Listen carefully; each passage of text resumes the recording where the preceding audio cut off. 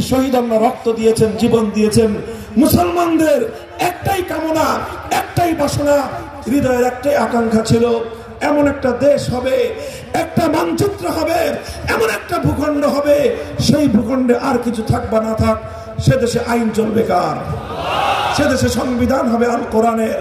এমন একটা স্বপ্ন নিয়ে মুসলমানরা বলল, আমরা আলাদা ভূখণ্ড চাই। অধিকাংশ মুসলমানদের দাবির প্রেক্ষিতে শেষ পর্যন্ত 1947 সালে দেশটা ভাগ হলো। হিন্দু প্রধান এলাকা হিন্দুরা শাসন করবে, মুসলিম প্রধান এলাকা মুসলমানরা শাসন করবে। এইভাবে দেশটা দুই ভাগ হয়ে গেল। এই দেশ যখন ভাগ হয়, তখন এক এলাকার মানুষ আরেক এলাকায় হিজরত করতে গিয়ে, এক এলাকার মানুষ আরেক এলাকায় ট্রান্সফার হতে গিয়ে অসংখ্য অগণিত মানুষের জীবন গিয়েছে, সম্পদ। মুসলমানরা রক্ত দিয়েছে, বেলুচিস্তানের মুসলমানরা রক্ত দিয়েছে, সেই খাইবারের মুসলমানরা রক্ত দিয়েছে, সীমান্ত প্রদেশের মুসলমানরা রক্ত দিয়েছে। তবে সবচেয়ে বেশি ত্যাগের কোরবানি স্বীকার করেছে, ইতিহাস সাক্ষী দেয়, এই বাংলার মুসলমানরা সবচেয়ে বেশি ত্যাগের কোরবানি স্বীকার করেছে। মুহতারাম হাজিরিন, আমাদের পূর্বপুরুষ, আমার বাপদাদা, আপনার বাপদাদারা ত্যাগের কোরবানি স্বীকার করে এই বাংলাদেশটাকে মুসলমানদের জন্য পশ্চিমবঙ্গ থেকে আলাদা করে পূর্ববঙ্গকে মুসলমানদের সঙ্গে একত্রিত করেছিল। একটাই আকাঙ্ক্ষা ছিল, একটাই তামান্না ছিল, হৃদয় একটাই বাসনা ছিল, একটা ভূখণ্ড হবে, একটা দেশ হবে, হোক সেটা দেশ ছোট্ট দেশ, কিন্তু সে দেশে আইন চলবে কার? এভাবে দেশ হলো। কিন্তু দুঃখ এবং পরিতাপের বিষয় হলো সেই দেশ গঠন করার পরে পশ্চিম পাকিস্তানি স্বৈর শাসকরা তাদের সঙ্গে গাদ্দারি করলো। রাষ্ট্রটাকে একটু বড় হোক, তারপরে কোরআনের আইন, অনেক কঠিন আইন, এই কঠিন আইন শিশু রাষ্ট্রে চালানো সম্ভব না। রাষ্ট্রটা একটু বড় হলে তারপরে আমরা কোরআনের আইন জারি করব। কিন্তু 24 বছরে ওই বুইরা খাটার শিশু আর বড় হয় নাই। যেই শিশু 24 বছরেও বড় হয় না, ওটা আর কবে বড় হবে বলেন তো? 24 বছরে মানুষ শিশু থাকে না যুবক হয়? আরে 24 বছরের মানুষ তো শিশু থাকে না, সেটা আবু সাঈদের মতো যুবক হয়ে অন্যায়ের বিরুদ্ধে বাতিলের বুলেটের সামনে বুক টান করে দাঁড়িয়ে যায়।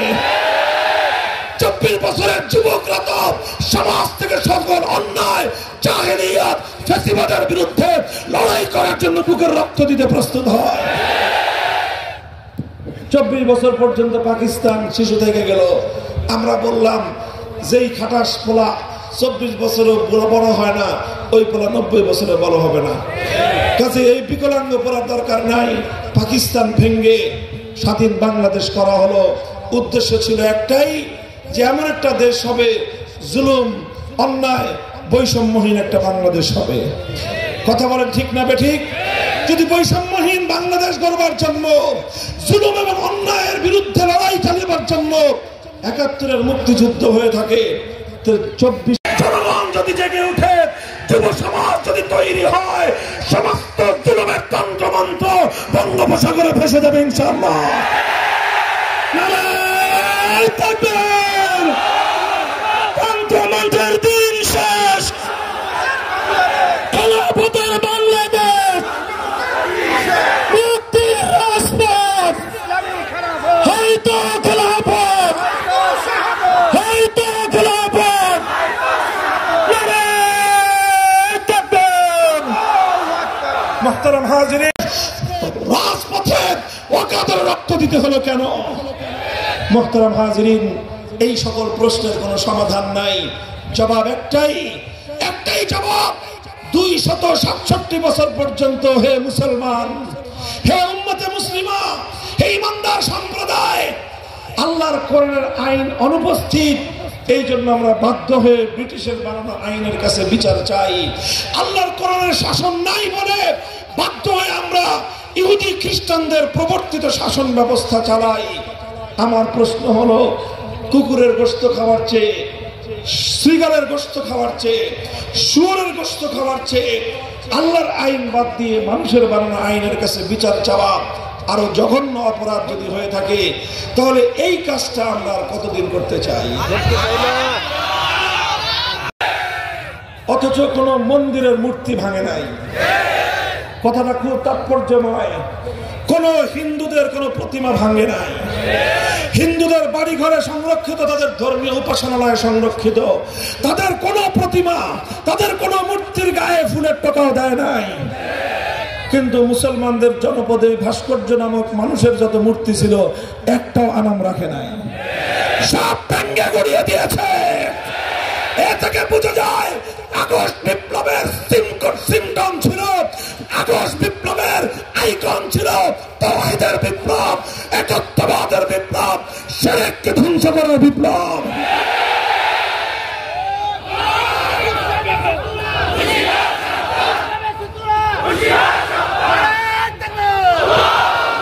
আমরা এর উপর ভিত্তি করে ইউনিভার্সিটি, আমার যুব প্রজন্ম আজ বাংলাদেশে নিকট অতীতের যে কোনো সময়ের তুলনায় তাওহীদের জন্য, আল্লাহর দ্বীনের জন্য, আল্লাহর কোরআনের জন্য তারা সবচেয়ে বেশি প্রস্তুত। এই যে মাহফিলে দেখেন বাদ ভাঙ্গা যুবকদের যে স্রোত, এটা শুধু মাদ্রাসার ছাত্র নয়, এখানে জনসাধারণ, সাধারণ যুব সমাজ আজ বাংলার মাটিতে আল্লাহর জমিনে আল্লাহর কোরআনের শাসন দেখতে চায়, কোরআনের শাসন দেখতে চায়।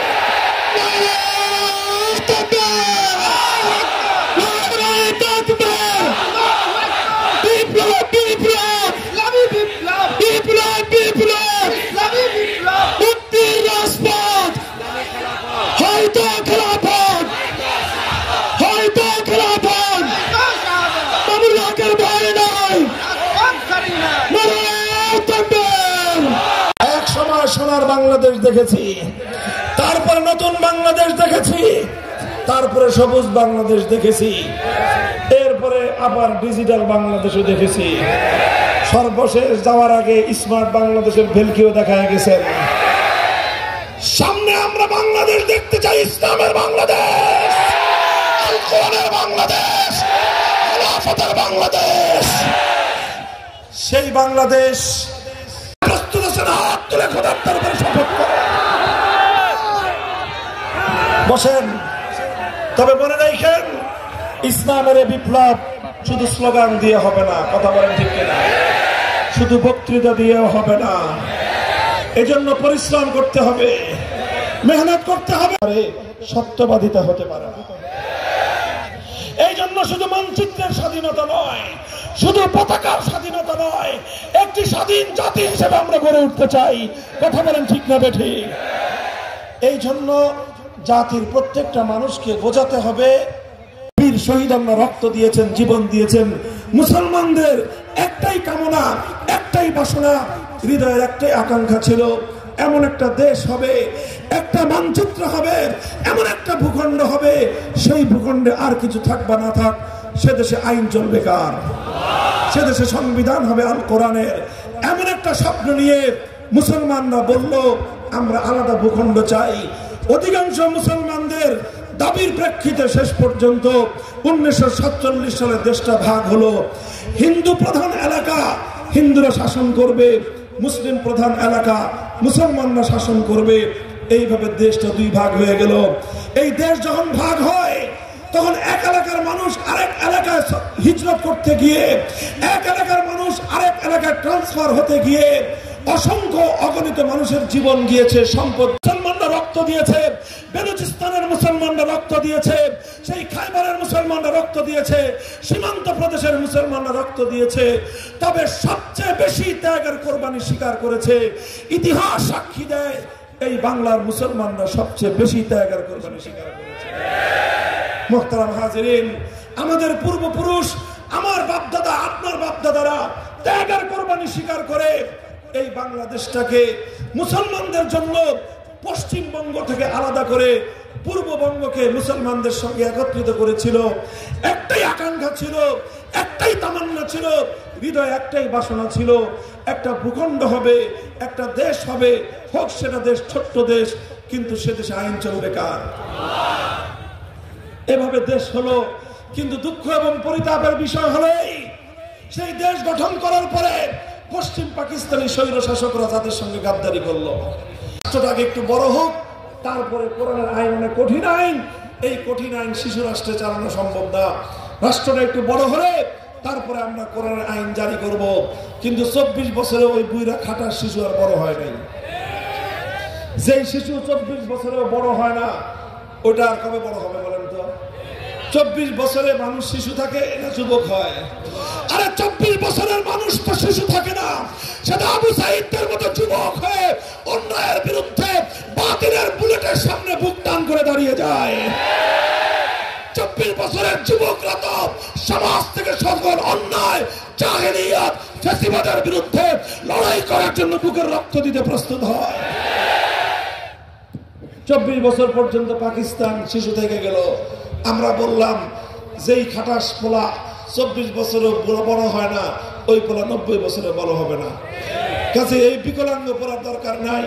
পাকিস্তান ভেঙ্গে স্বাধীন বাংলাদেশ করা হলো, উদ্দেশ্য ছিল একটাই, যে এমন একটা দেশ হবে, জুলুম, অন্যায়, বৈষম্যহীন একটা বাংলাদেশ হবে। কথা বলেন ঠিক না বেঠিক? যদি বৈষম্যহীন বাংলাদেশ গড়বার জন্য, জুলুম এবং অন্যায়ের বিরুদ্ধে লড়াই চালাবার জন্য ৭১-এর মুক্তিযুদ্ধ হয়ে থাকে, 24 জনগণ যদি জেগে উঠে, যুব সমাজ যদি তৈরি হয়, সমস্ত জুলুমের তন্ত্রমন্ত্র বঙ্গোপসাগরে ভেসে যাবে ইনশাআল্লাহ। নারায়ে তাকবীর! তন্ত্রমন্ত্রের দিন শেষ।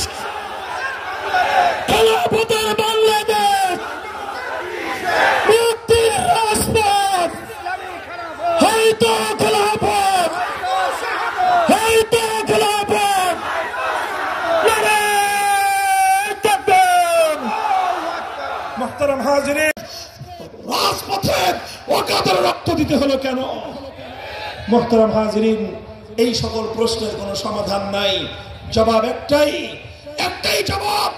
267 বছর পর্যন্ত হে মুসলমান, হে উম্মতে মুসলিমা, হে ইমানদার সম্প্রদায়, আল্লাহর কোরআনের আইন অনুপস্থিত। এই জন্য আমরা বাধ্য হয়ে ব্রিটিশের বানানো আইনের কাছে বিচার চাই। আল্লাহর কোরআনের শাসন নাই বলে বাধ্য হয়ে আমরা ইহুদি খ্রিস্টানদের প্রবর্তিত শাসন ব্যবস্থা চালাই। আমার প্রশ্ন হলো, কুকুরের গোশত খাওয়ার চেয়ে, শ্রীগালের গোশত খাওয়ার চেয়ে, শুয়োরের গোশত খাওয়ার চেয়ে আল্লাহর আইন বাদ দিয়ে মানুষের বানানো আইনের কাছে বিচার চাওয়া আরো জঘন্য অপরাধ যদি হয়ে থাকে, তাহলে এই কাজটা আমরা আর কতদিন করতে চাই? অথচ কোন মন্দিরের মূর্তি ভাঙে নাই। কথাটা খুব তাৎপর্যময়। কোন হিন্দুদের কোন প্রতিমা ভাঙে নাই। হিন্দুদের বাড়ি ঘরে সংরক্ষিত, তাদের ধর্মীয় উপাসনালয়ে সংরক্ষিত, তাদের কোন প্রতিমা, তাদের কোন মূর্তির গায়ে ফুলের টোকাও দেয় নাই। কিন্তু মুসলমানদের জনপদে ভাস্কর্য নামক মানুষের যত মূর্তি ছিল, একটাও আনাম রাখে নাই, সব ভেঙে গড়িয়ে দিয়েছে। এ থেকে বোঝা যায় আগস্ট বিপ্লবের সিমটম ছিল, আগস্ট বিপ্লবের আইকন ছিল তাওহীদের বিপ্লব, একত্ববাদের বিপ্লব, শিরককে ধ্বংস করার বিপ্লব।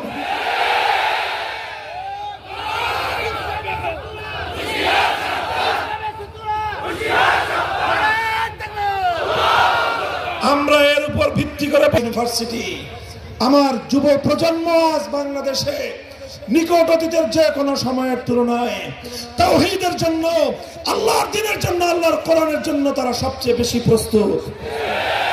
এই যে মাহফিলে দেখেন বাদ ভাঙ্গা যুবকদের যে স্রোত, এটা শুধু মাদ্রাসার ছাত্র নয়, এখানে জনসাধারণ, সাধারণ যুব সমাজ আজ বাংলার মাটিতে আল্লাহর জমিনে আল্লাহর কোরআনের শাসন দেখতে চায়, কোরআনের শাসন দেখতে চায়।